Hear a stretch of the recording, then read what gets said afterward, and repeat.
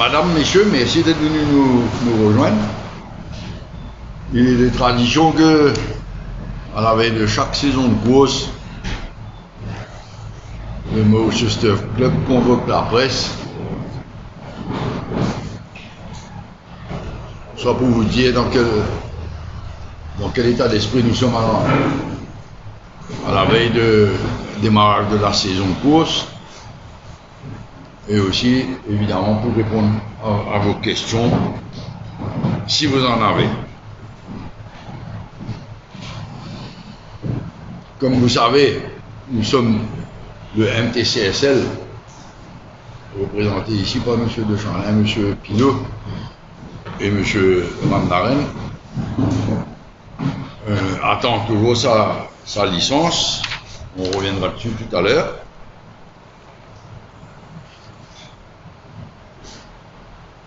Je sais aussi que certains parmi vous ont déjà parlé, ont interrogé sur les problèmes que nous avons eus en interne.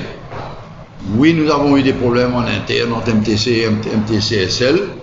Ces problèmes, nous les avons résolus, si je peux m'exprimer ainsi. Et donc,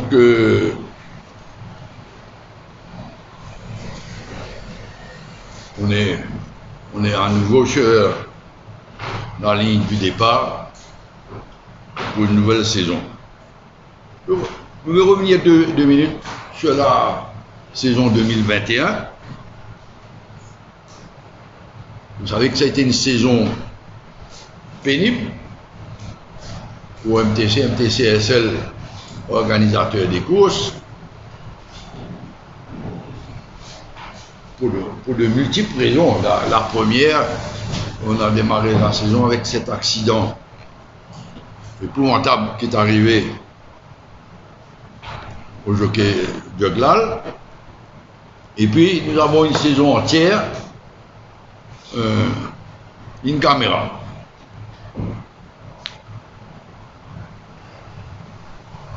Avec comme conséquence des problèmes financiers, des résultats financiers importants pour MTCSL et donc pour le MTC. Malgré tout, le MTC a supporté financièrement MTCSL pour lui permettre d'aller au bout de sa mission, qui était celle d'organiser les courses dans les meilleures conditions possibles jusqu'à la fin de la saison.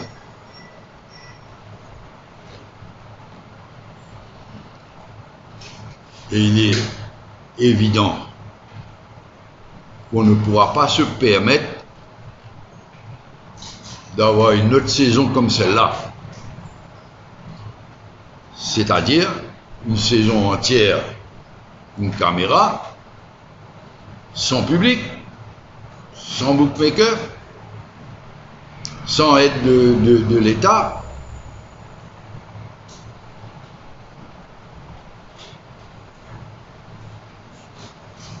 Nous espérons donc qu'à partir de fin juin, puisque si j'ai bien compris qu'à fin juin, on va être en confinement, les courses auront une caméra plutôt. J'espère qu'à partir du 1er juillet, on pourra entamer une saison normale.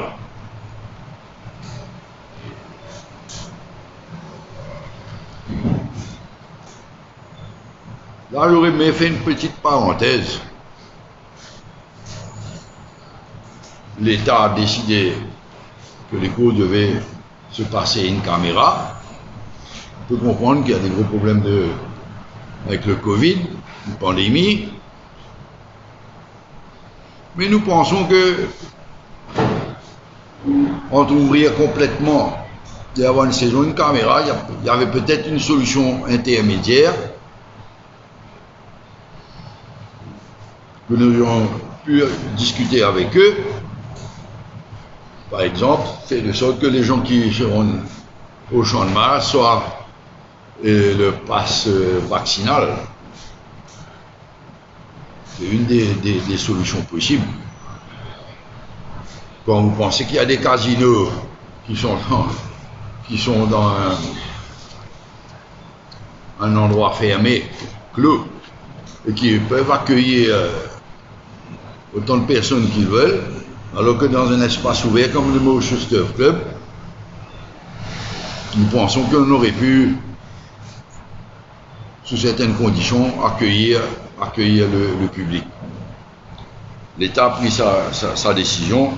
J'espère qu'elle ne va pas durer trop longtemps.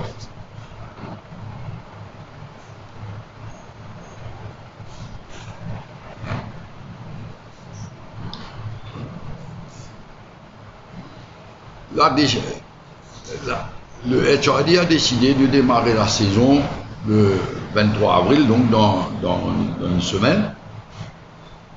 En ce qui nous concerne, nous, MTC, MTCSL, on est prêt.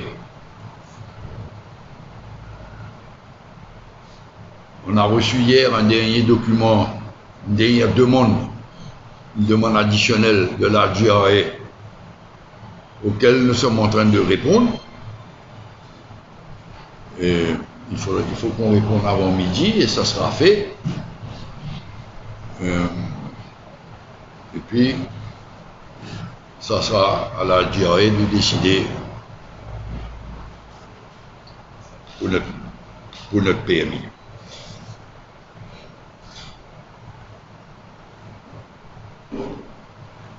Je vous disais plutôt, c'est très difficile pour une compagnie publique comme MTCSL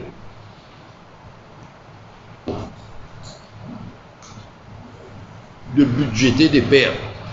Vous comprenez, après avoir perdu pendant un an un chiffre qui se situe autour de 65-67 millions, il est difficile pour nous de faire encore des pertes cette année-ci. Et nous espérons avoir des discussions dans un proche avenir avec la GRA pour voir, excusez-moi, le document doit partir justement. Pardon? Pardon.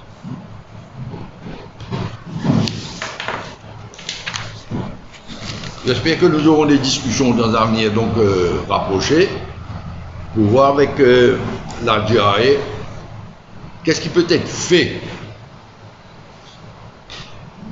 pour augmenter les revenus de MTCSL.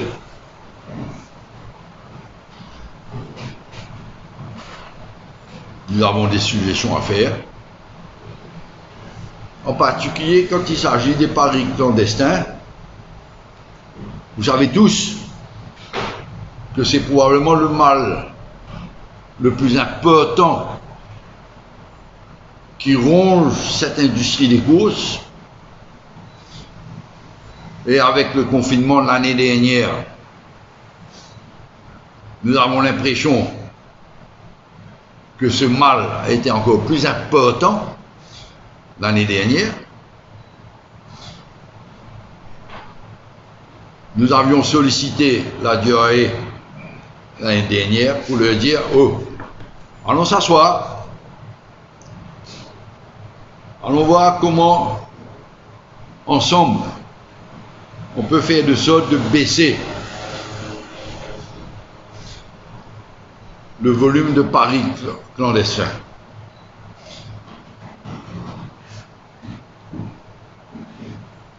L'intégrité des courses, c'est important ça. L'intégrité au niveau des paris, c'est important aussi. Nous pensons, plus il y aura d'intégrité dans notre industrie, mieux notre industrie se portera. Donc là, je fais un appel donc à la GRA, mais j'aurai l'occasion de le faire directement, pour leur dire, allons s'asseoir, allons discuter. Je suis sûr qu'ensemble, on peut trouver des solutions pour diminuer l'ampleur de ce fléau dans notre industrie.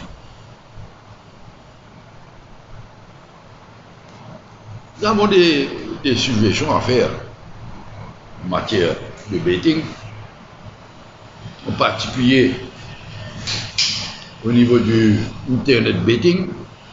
On pense sincèrement que la pratique de l'Internet betting pourrait nous aider à rendre plus transparent le betting, mais aussi plus sécurisé. C'est une pratique commune à l'étranger et nous aurions aimé que les opérateurs de paris à Maurice pourraient utiliser ce média pour le betting.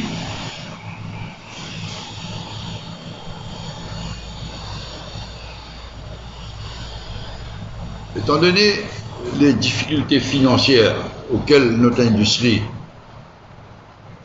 a besoin de faire face,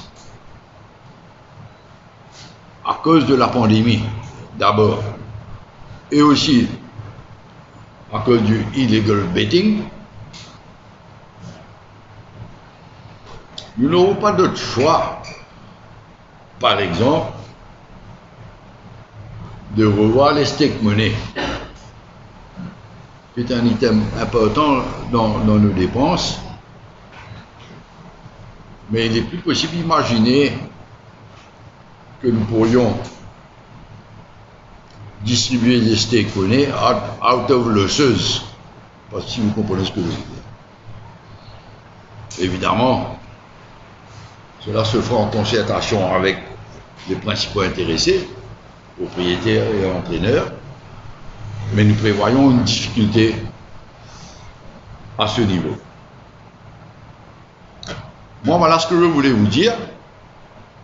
Je suis très optimiste quant au démarrage la semaine prochaine, même si je pense que il risque de pas avoir beaucoup de chevaux. Mais je crois que les Toughys attendent tous le démarrage de cette saison.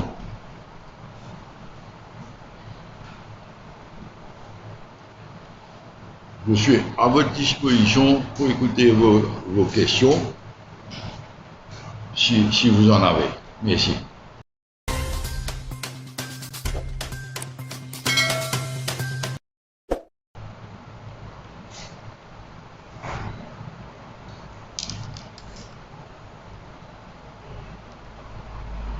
Est-ce que vous avez estimé les pertes quand vous allez commencer la saison, une caméra et possiblement deuxième sortie, dans les deuxièmes sorties en présentiel? Vous avez estimé cette pertes que vous pouvez avoir dans cette première sortie, la deuxième sortie? Oui, il nous manque encore des données. Les prix rest-test. Combien de temps va durer le confinement? Quel va être le nombre de bookmakers permis à l'intérieur des prémisseuses ici au Champ de Mars? Est-ce que l'État va nous écouter quand on a demandé de rouvrir, de donner des licences à certains bookmakers? Of course. Il y a beaucoup d'impondérables. Nous avons demandé aussi à l'État de revoir sa taxe sur les paris. Je crois que vous êtes tous d'accord avec moi. Plus la taxe est forte sur le betting, plus il risque d'avoir des paris illégaux. Nous avons demandé au gouvernement de revoir sa position à ce sujet. Ce sont des réponses que nous attendons avant de pouvoir finaliser un budget, même si on doit faire quelques assumptions, quoi qu'il arrive. Oui, pardon? Est-ce que la NTCC a approché le gouvernement directement, comme l'avait demandé la HRB et la GRE? Oui. C'est-à-dire le ministre des Finances, la MAE, par rapport à ces conditions? Oui, depuis une première fois en août l'année dernière, et une deuxième fois, si ma mémoire est bonne, en décembre, le 21 décembre, un truc comme ça. Pas de réponse. On va insister, parce qu'on pense que pour le bien-être de notre industrie, il faudrait qu'on ait ce type de discussion avec les responsables politiques. Oui?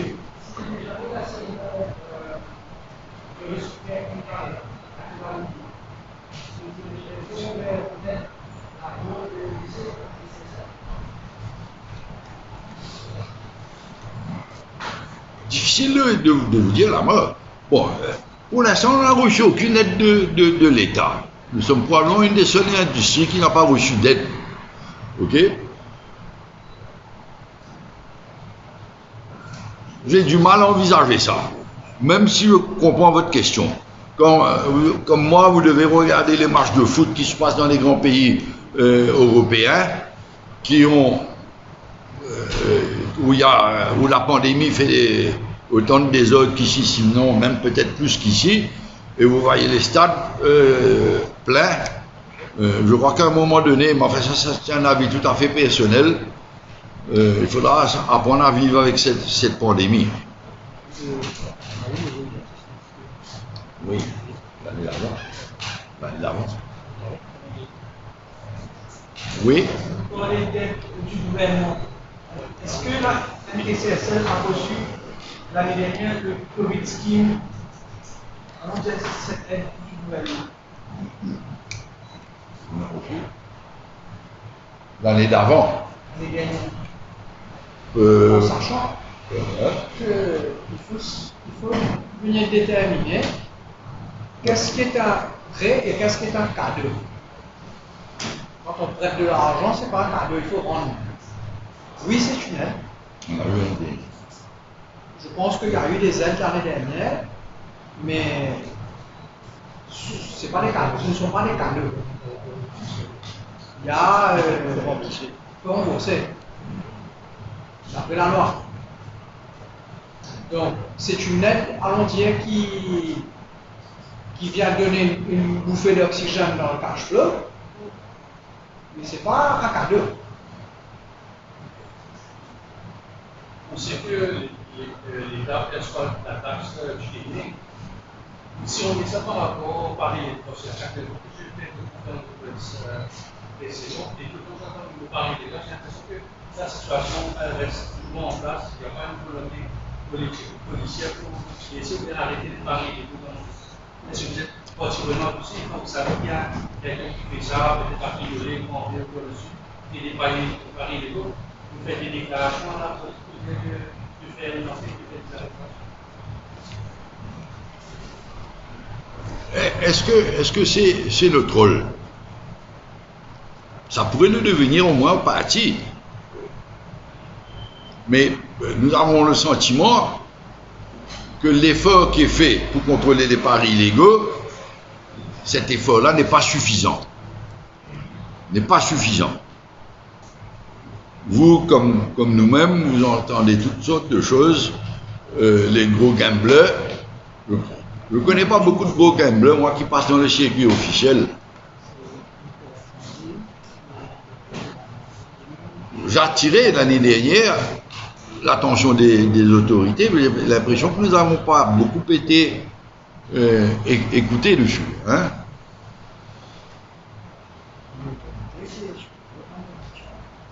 Il existe une police des jeux, il faut l'activer. Bon, je vois que M. Wood a été voir le MRA et d'autres personnes encore pour solliciter le RAID pour aller un peu plus loin dans ce contrôle de ces paris illégaux. La principale victime, ce sont les propriétaires, les entraîneurs, les turfistes et l'organisateur. Je crois avoir dit ça l'année dernière, quand on était un full organisateur encore. Je disais, on prépare une saison de course. Hein? C'est comme le planteur de pommes d'amour. On a semé, on a arrosé, on a fertilisé. Et au moment de la récolte, nous pensons que plus de 2/3 de la récolte tombe dans les mauvaises poches. C'est pour ça que je fais un appel aux autorités. Allons s'asseoir, allons s'asseoir, allons causer. Si on peut aider nous aussi, on le fera. Mais l'effort principal doit venir des autorités gouvernementales, de la police des jeux en particulier. C'est un appel que je veux faire à travers vous, là. Hein.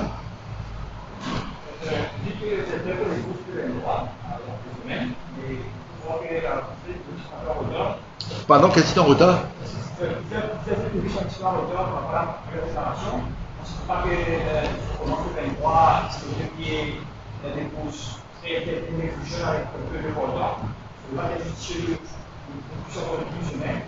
Ou si vous avez demandé au l'accélérateur de pas après le mémoire. C'est plus sous notre autorité, ça. Je comprends ce que vous dites là. Les saisons précédentes, quand le Turf Club était seul à la barre, on a toujours commencé, on a toujours cette relation avec les entraîneurs. Je pense qu'il y a eu aussi des réunions entre le HRD et les entraîneurs. Hein. Il y a différentes raisons pour lesquelles certaines écuries ne sont pas prêtes. Et une des raisons aussi, c'est qu'on a eu un temps qui n'était pas toujours clément. Hein? Il y a aussi une espèce de manque de visibilité. Certains entraîneurs n'étaient pas sûrs quand la saison allait commencer. Et puis, il n'y a pas eu beaucoup d'achats de chevaux. On a eu des problèmes de African Horse Sickness en Afrique du Sud. Ça a été bloqué pendant quelques temps. Il y a différentes circonstances qui font que, en effet, certaines écuries ne sont pas prêtes. Mais vous confirmez que la MDCSL est prête pour le 23 si vous avez sa licence? Oui, mais qu'est-ce qui ne serait pas prêt chez nous? On est prêts, nous. Je vous entends mal, monsieur Souris, c'est le ventilateur là, m'emmerde là. Quels sont les Si. Si ça débute ou ça débute pas. Si on n'a pas de revenus, nous. Là, pour faire la paie des employés, c'est un exercice compliqué. Pas de course, pas de revenus. C'est aussi simple que ça.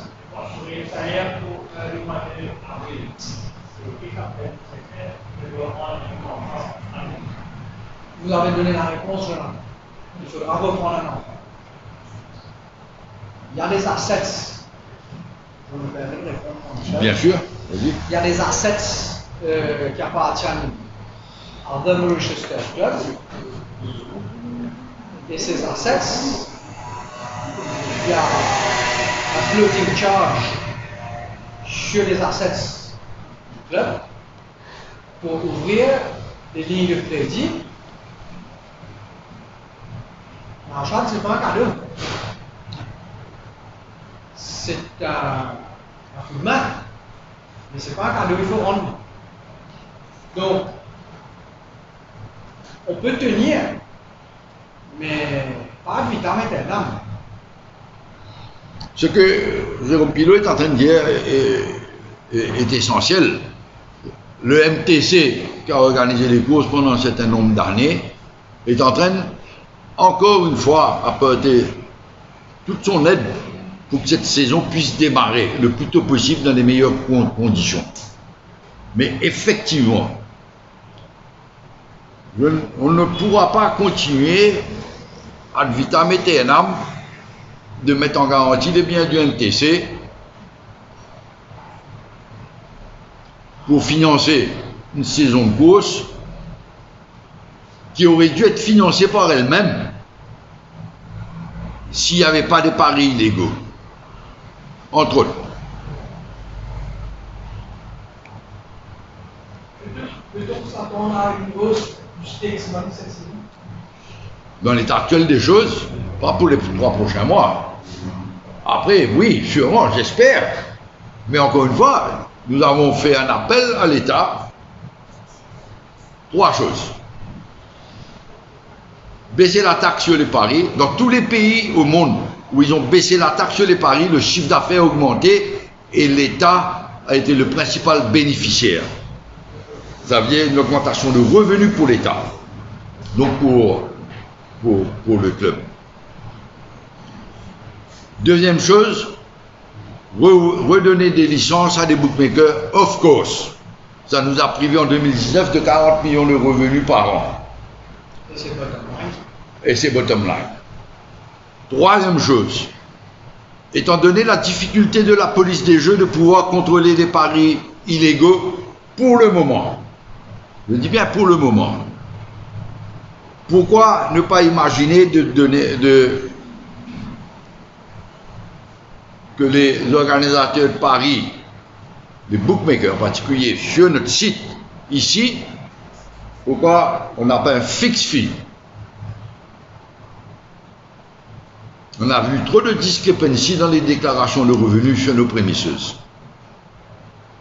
On a vu trop de discrepancies sur les déclarations de revenus sur nos prémisseuses.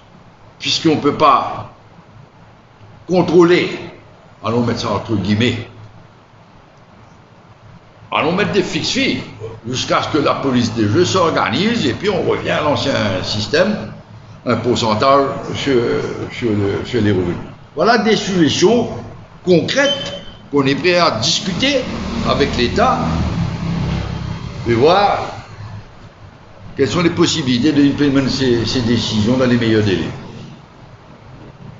Monsieur Pilot, vous avez dit que ce sont des frais qui vont rembourser, mais avec 67 à 67 millions de frais une dernière, vous étiez intégrés, c'est-à-dire que vous aurez dû avoir uniquement pour rester là vraiment.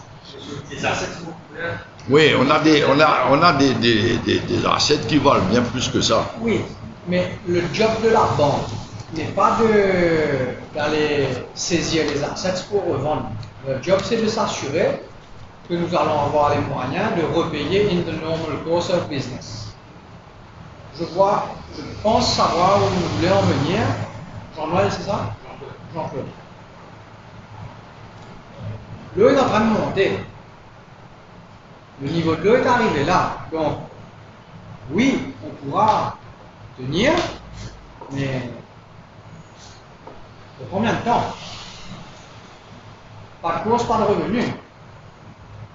Maintenant, si on fait des courses et qu'on fait de l'argent, on est en train de repousser le problème. We are back to square one. En sachant que si on fait 60 millions de profits cette année-ci, ça va être zéro, ça va. Et pour épouser les dettes de l'année dernière. voilà. Vous n'êtes pas censé savoir que, enfin, vous êtes censé savoir, je pense, que d'après le Companies Act, une compagnie publique cannot willfully operate at a loss. Donc, nous avons 3 directeurs pour le moment présents ici, pour le moment sur le board de MTCSL. Nous devons nous assurer que la compagnie va opérer de manière profitable.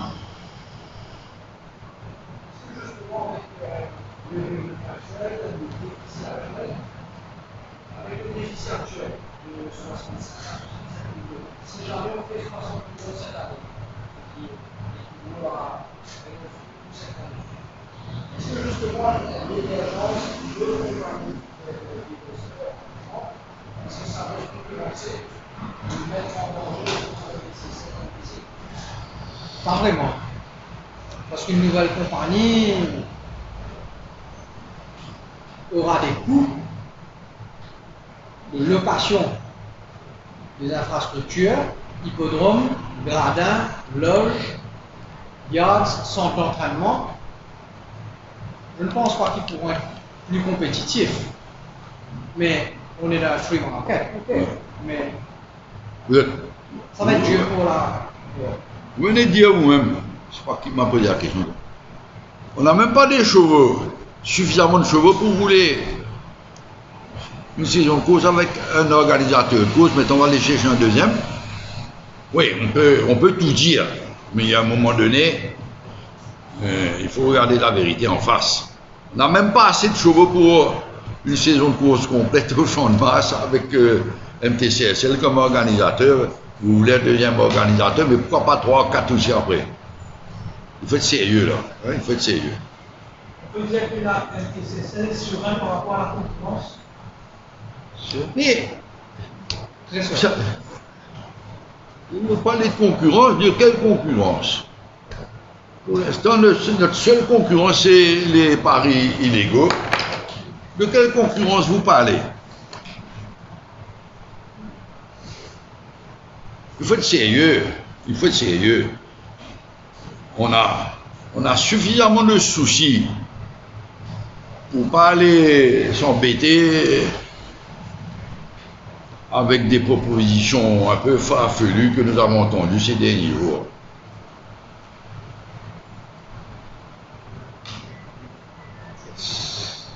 Vous avez d'autres questions, messieurs? Peut-être quand on aura notre licence, on se reverra s'il y a lieu, s'il y a de développement. En tout cas, je compte sur vous. Je compte sur vous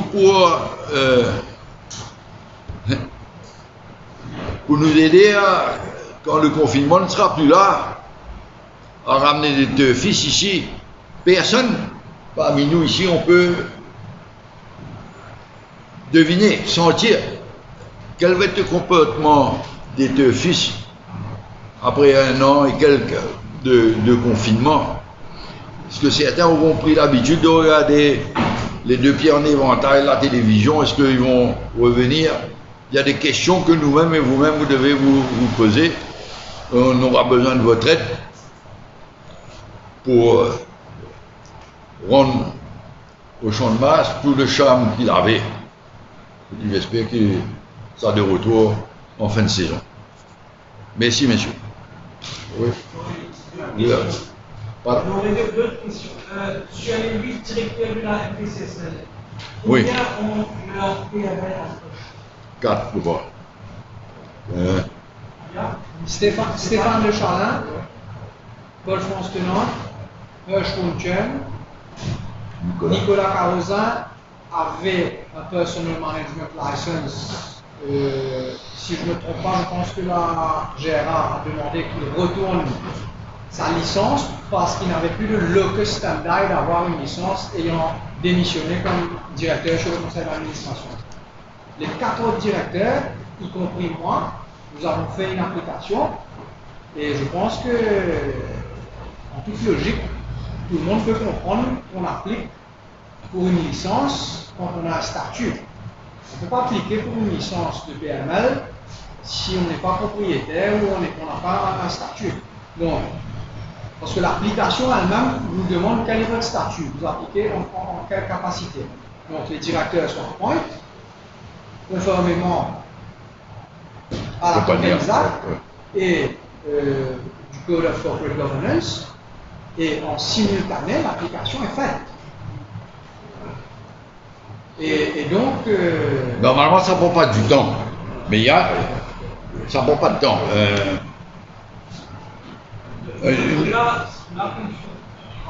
Oui, mais on sait pourquoi.